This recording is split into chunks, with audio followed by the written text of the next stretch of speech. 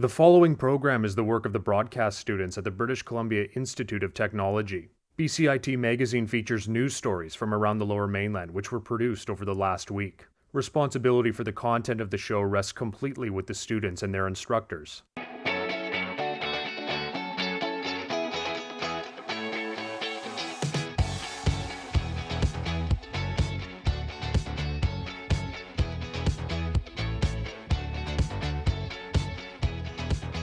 Coming up on BCIT Magazine, running dry, why local sports bars are feeling the pain during peak season. Also, a new season, new era for SFU basketball. And how local researchers are making a difference in the world of women's sports.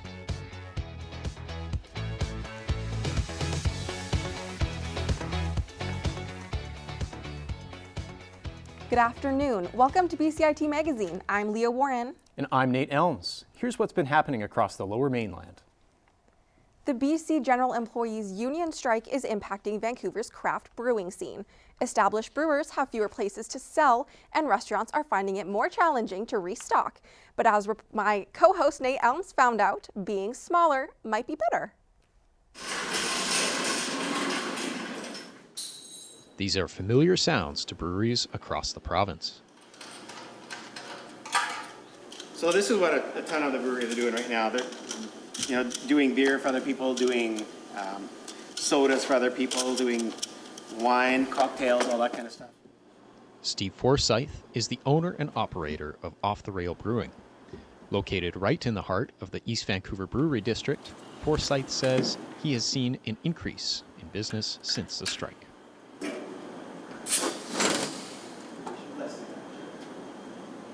As the shelves empty at the BCLDB stores, we're getting more calls, we're getting bigger orders in. Off the Rail Brewing is a private distributor and does not rely on the BC Liquor Distribution Board to fulfill their orders. Instead, they carry out deliveries themselves. We're small enough that we can deflect some of it, just given our neighborhood and our patrons. But I think the industry is suffering a little bit, obviously.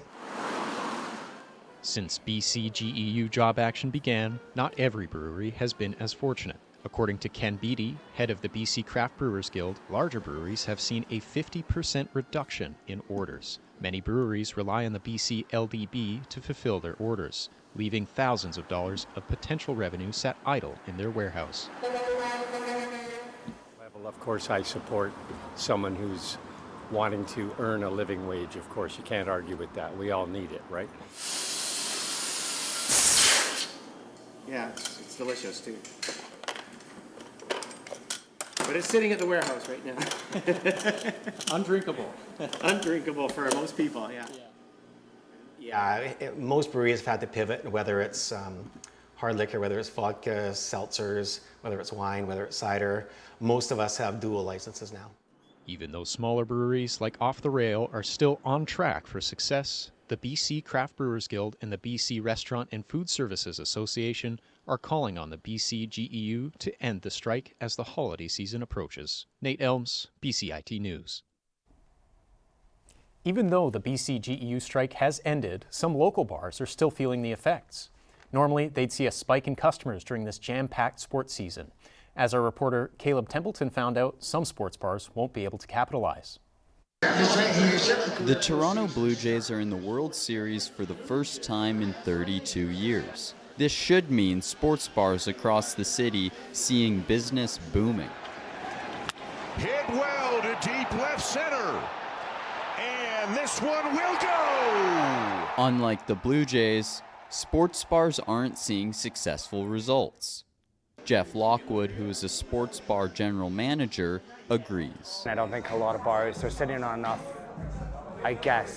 don't have enough of a budget to purchase a large supply of alcohol to get them through the strike, so they likely ran out during the strike, and then can they afford the higher prices that the local distilleries are charging?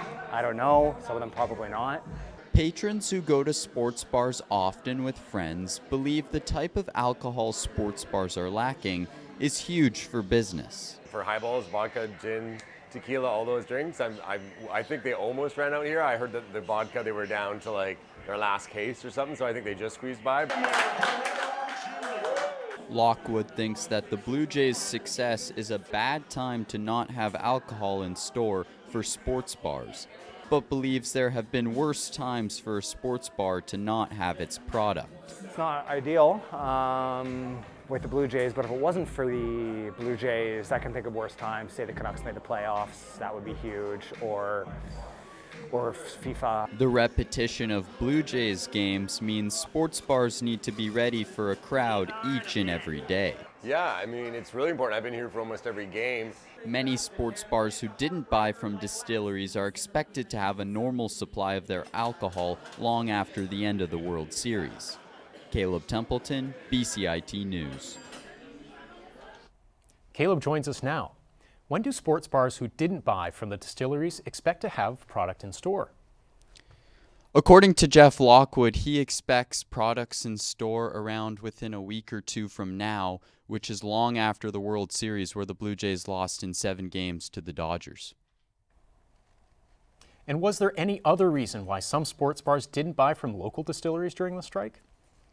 Yeah, Jeff Lockwood, for one, says that many distilleries, the products they were providing wasn't of high quality, such as vodka and others. And when patrons started noticing this was an effect where this became not even a solution for sports bars like his. Back to you. Thank you, Caleb. Skating onto the ice now, one local junior hockey team is trying to make a name for itself. As reporter Évia Boulay found out, it's more than just wins and losses for the Port Coquitlam Trailblazers.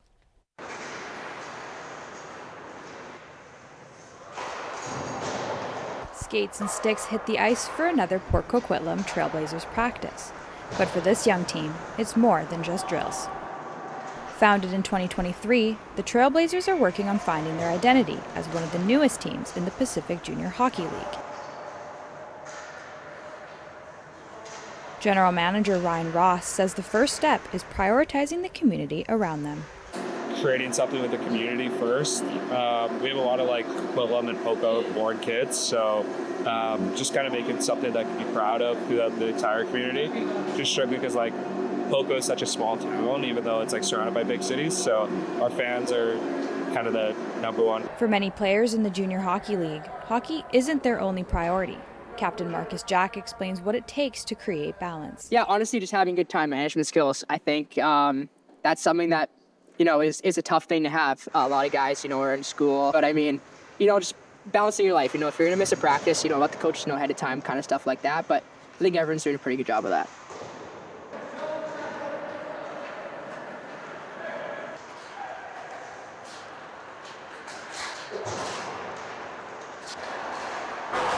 Being a new team, the Trailblazers are focused on creating an identity for themselves.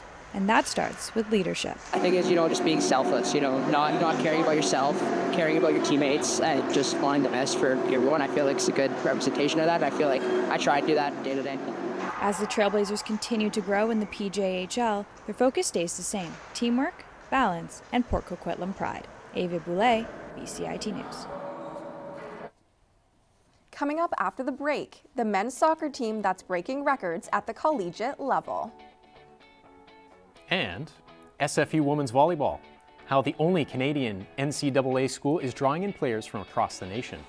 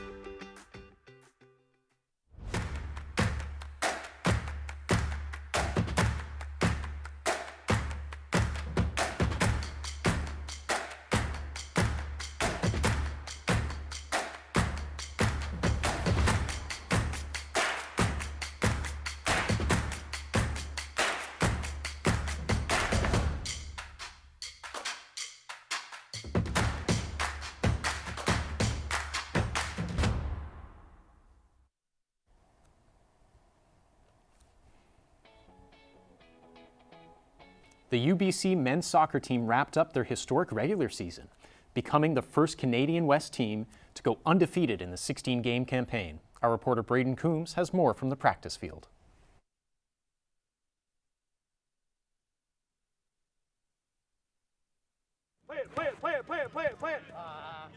First day of preseason all the way through 16 games. We're just as close, if not closer, than the start. For UBC defender Eric Lajeunesse, it's all about team. We all get along, hang out off the field, and we all click together. And it shows on the field.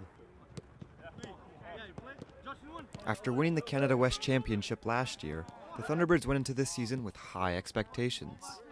However, Lajeunesse believes the team did not feel any pressure from it at all.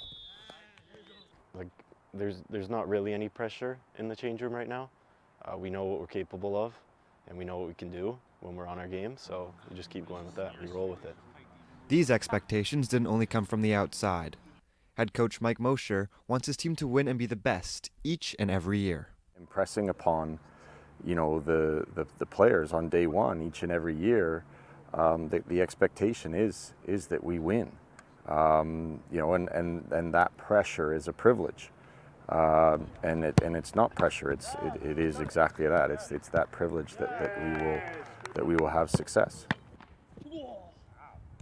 Mosher and Lajeunesse say the team chemistry is a major reason for their success. The camaraderie comes from Mosher's intense recruiting process. So, yes, it's about the quality of the player, but it's about the quality of the person and their academic standards as well. The Thunderbirds will play in the Canada West quarterfinal on October 23rd at Thunderbird Stadium. Braeden Coombes, BCIT News. From the pitch to the court, first-year coaches, international roster, a new season. The SFU men's basketball team is set to open their year as they navigate a new chapter. Quinlan Currie has more.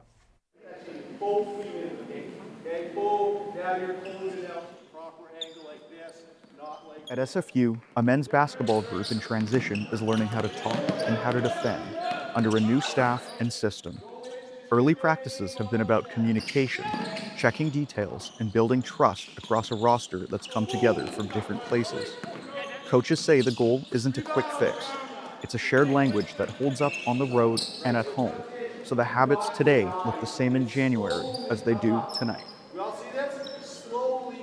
We have a guy from the States, we have a guy from Australia, we have a bunch of new guys, and so bringing in a new coaching staff and a new system, I think it was very hard. So a lot of guys were scared to talk because they didn't know what to say or how to say.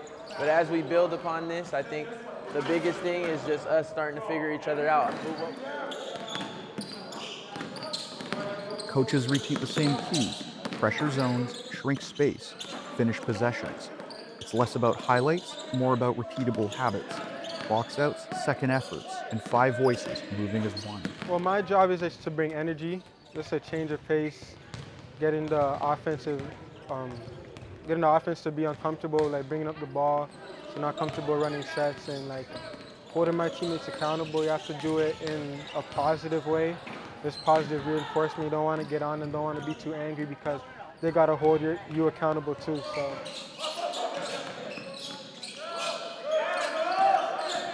Those standards show up in small moments: how a drill restarts, how teammates correct each other, and how a stop turns into a clear.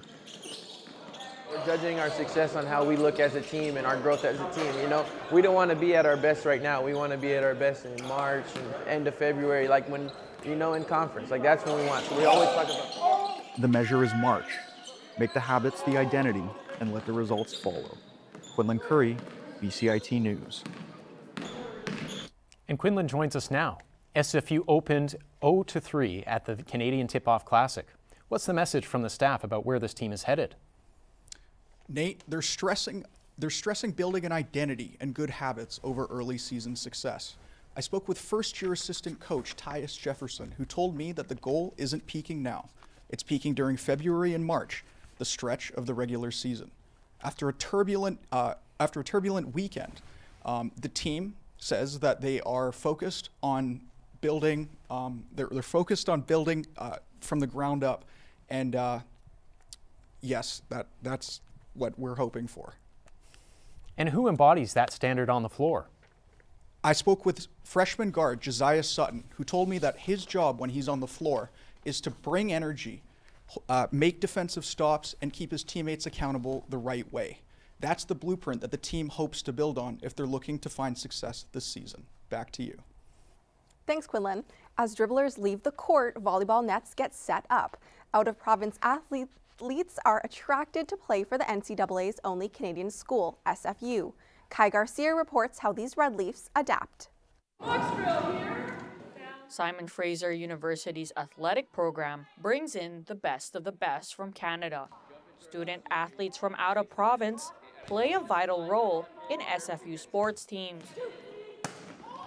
The volleyball team has plenty of players that move west just to represent the Red Leaf. One of them is Bella Tano, a freshman from Alberta who just moved to BC.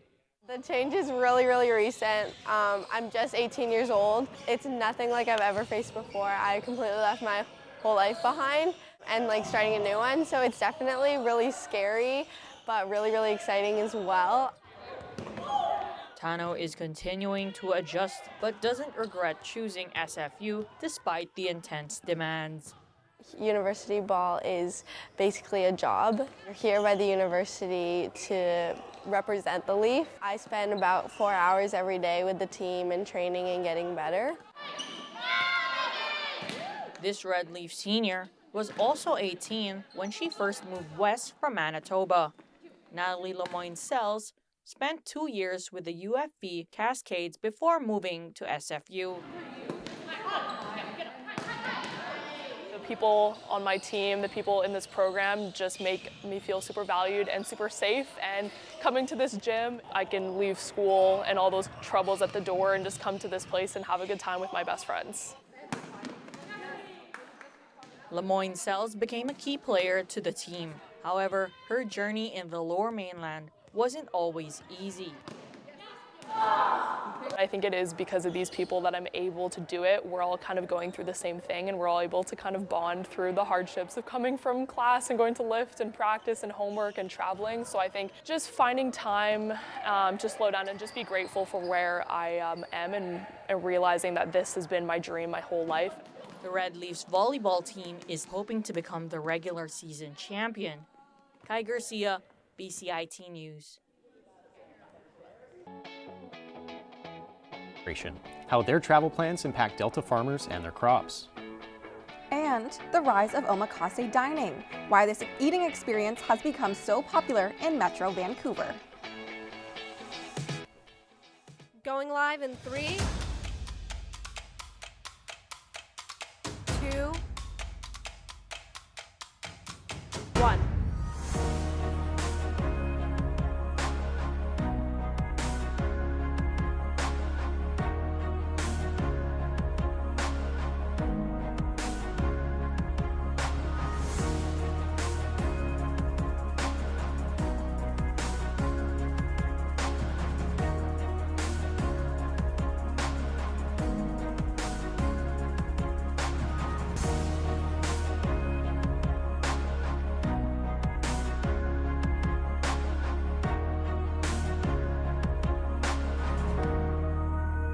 BCIT Television and Video Production. You've got potential.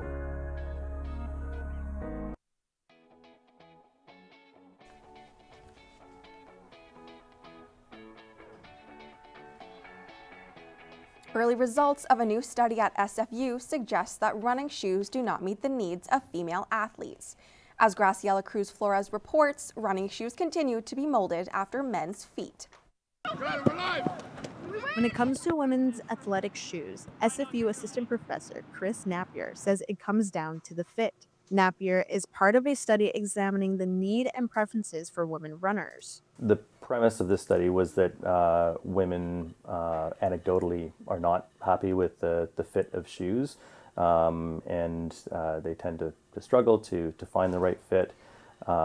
That's both for sort of like a young, healthy population.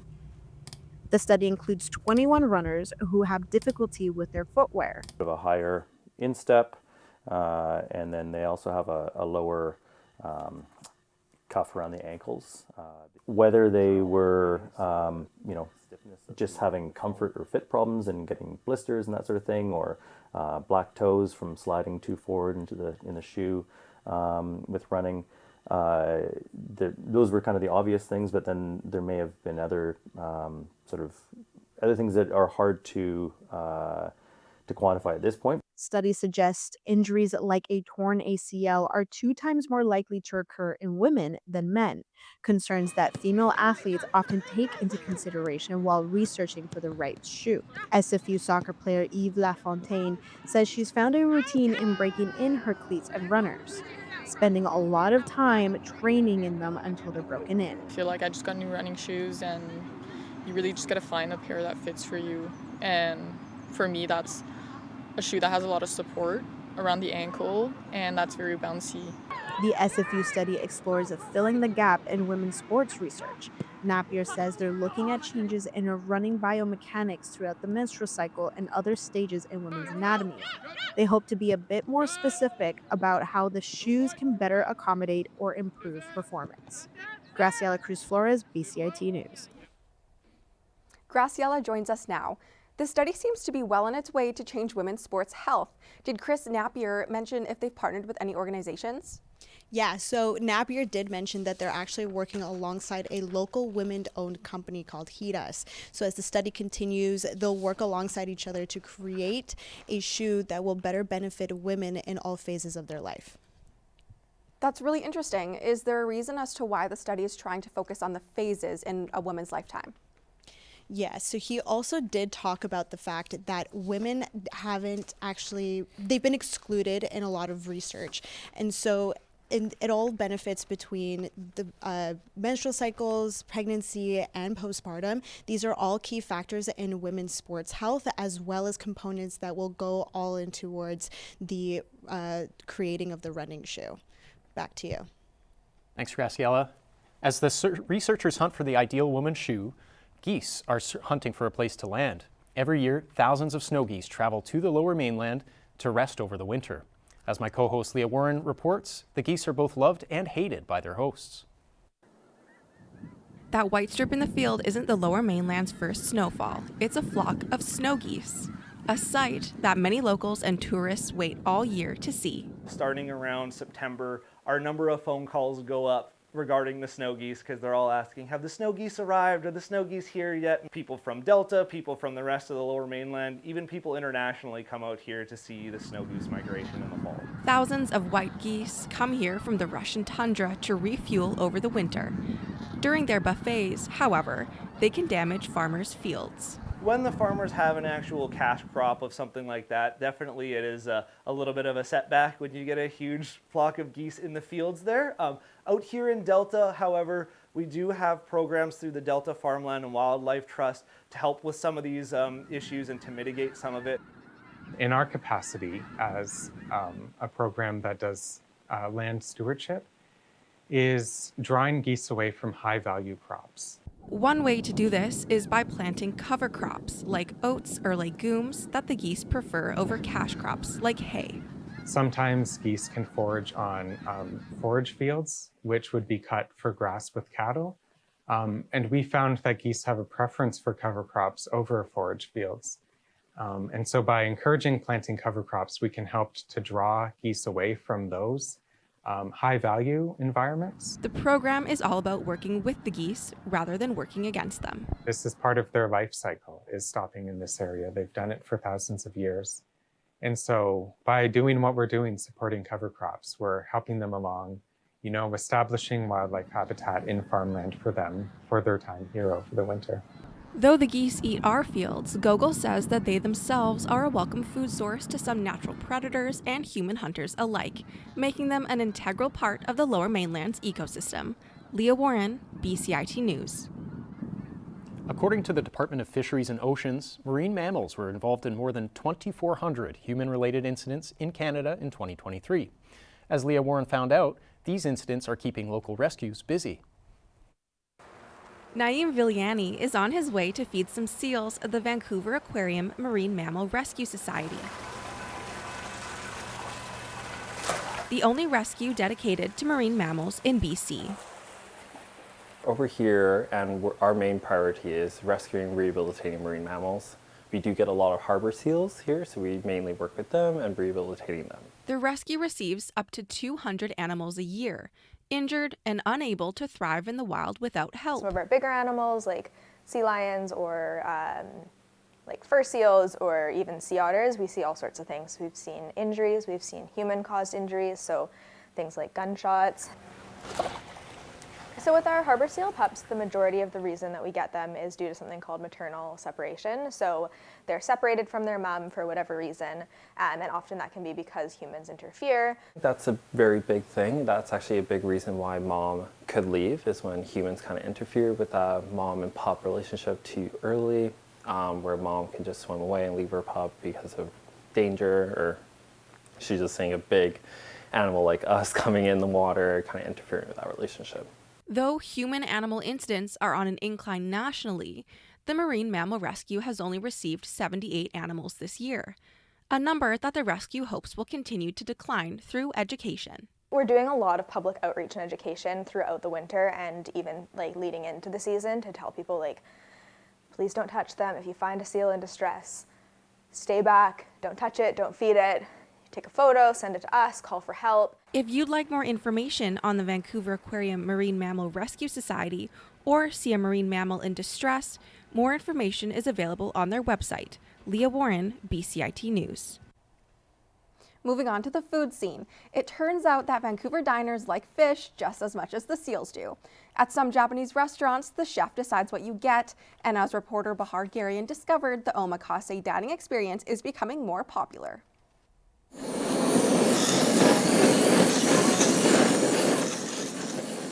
Omakase is a special Japanese dining experience that means chef's choice or up to you. It is a rare form of dining that allows the customer to try multiple flavors and interact directly with the chef, showcasing their fine culinary skills. Omakase is like chef bring its own best skill to the table, and then the customer enjoys it. And with that, I think it has that human contact. Like we care each other.